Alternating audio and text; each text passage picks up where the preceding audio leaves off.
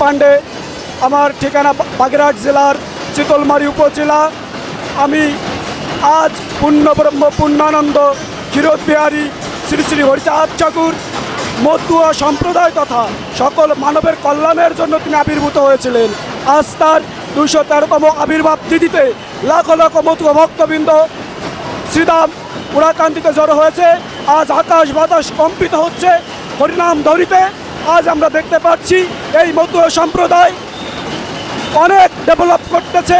এই মতুয়া সম্প্রদায়ের মানুষ ছিল অবহেলিত, লাঞ্ছিত, বঞ্চিত। এই সম্প্রদায়ের মানুষকে মাথা উঁচু করে তুলে ধরার জন্য আবির্ভূত হলেন পূর্ণব্রহ্ম শ্রী শ্রী হরিচাঁদ ঠাকুর, মুক্তিবারিধি শ্রী শ্রী গুরুচাঁদ ঠাকুর।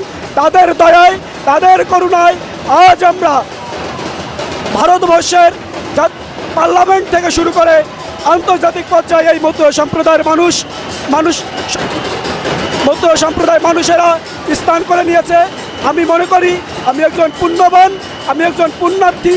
আজকের এই শ্রীধামে 213তম আবির্ভাব তিথিতে অনুষ্ঠানে যোগদান করতে পেরে নিজেকে গৌরববোধ করছি, নিজেকে ধন্য মনে করছি। আপনারাও সকলে আসবেন শ্রীধামের পবিত্র মাটিতে পূর্ণব্রহ্ম শ্রী শ্রী হরিচাঁদ গুরুচাঁদ ঠাকুরকে দর্শন করার জন্য।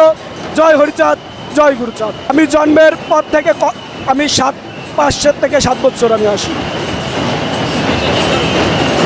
আমি এখানে এসে ভক্তদের সেবার কাজে নিয়োজিত থাকি।